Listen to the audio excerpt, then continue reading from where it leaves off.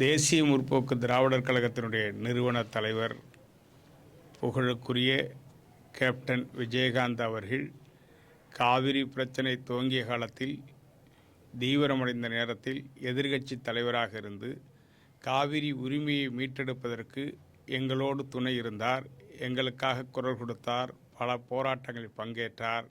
ஒத்த கருத்தை தமிழ்நாட்டில் உருவாக்க வேண்டும் என்கிற அடிப்படையில் எதிர்க்கட்சி தலைவர் என்கிற முறையில் அவருடைய பொறுப்புகள் முழுமையும் அதற்கு உதவியாக இருந்தது. அது தொடர்ந்தது.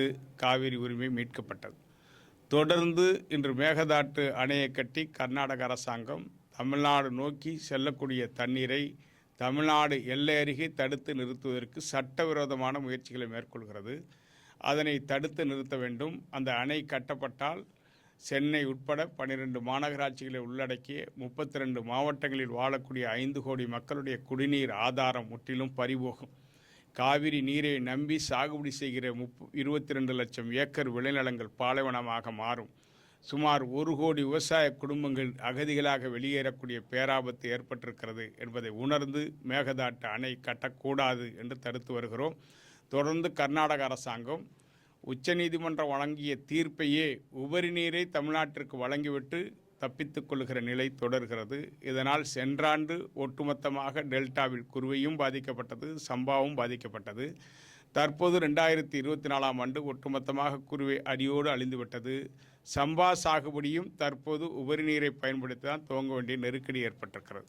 இந்த சூழ்நிலையில் உபரி நீரை தடுத்து மேகதாட்டு அணை கட்ட முடியாது என்கிற நடவடிக்கையை தீவிரப்படுத்த வேண்டும். குறிப்பாக கர்நாடகம் தமிழ்நாடு கடலிலே கொண்டு உபரி நீரை கலக்க செய்கிறது.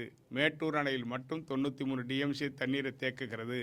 சுமார் 100 டிஎம்சி அளவிற்கு கடலில் கலக்குகிறது என்கிற உண்மைக்கு புறம்பான குற்றச்சாட்டை சொல்கிறார்கள்.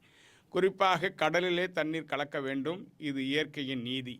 ஒரு பக்கம் தண்ணீரை சேமித்து தமிழ்நாடு பயன்படுத்திக் கொள்வதற்கு ராசிமணலில் பெருந்தலைவர் காமராஜர் அவர்கள் ஒகேனக்கலுக்கு மேலே ராசிமணலில் அணை கட்டுவதற்கு அவர் ஆட்சி காலத்தில் திட்டமிடப்பட்டு அடிக்கல் நாட்டியிருக்கிறார். அதனை தொடர்ந்து வந்த புரட்சித் தலைவர் எம்ஜிஆர் அவர்கள் தனது ஆட்சி காலத்தில் அதற்கான தீர்மானத்தை நிறைவேற்றி பிரதமர் அந்த மாநில முதலமைச்சரோடு வலியுறுத்தியிருக்கிறார். கலைஞர் அவர்கள் முதலமைச்சராக இருந்தபோது 1997லும் பிரதமர் தேவகவுடாக இருந்தபோது அவரிடத்திலே நேரடியாக தமிழ்நாட்டில் ராசிமணலில் அணை கட்ட வேண்டும். ஒரு பக்கம் கர்நாடக கரை என்பதால் பெங்களூருக்கு தேவையான குடிதண்ணீரை நீங்கள் எடுத்துக்கொள்ளலாம். மின்சார உற்பத்தியை 2 மாநிலங்களும் செய்து பங்கிட்டு கொள்ளலாம். அணையை தமிழ்நாடு கட்டிக்கொள்ள அனுமதிக்க வேண்டும் என்கிற கோரிக்கையும் முன்வைத்திருக்கிறார். தொடர்ந்து இந்த திட்டம் கிடப்பிலே இருப்பதை தனக்கு சாதகமாக பயன்படுத்தி கொண்டிருக்கிற கர்நாடக துணை முதலமைச்சர் இன்று கூட சென்னையில் நாங்கள் மேகதாட்டு அணை கட்டி தமிழ்நாட்டிற்கு விவசாயிகளுக்கு தான் தண்ணீர் தரப்போகிறோம், எனவே கர்நாடகத்திற்கு ஆதரவாக விவசாயிகள் வர வேண்டும் என்கிற உண்மைக்கு புறம்பான வேண்டுகோளை விடுகிறார். இது எந்த வகையிலும் இயற்கைக்கு நீதிக்கு எதிரானது.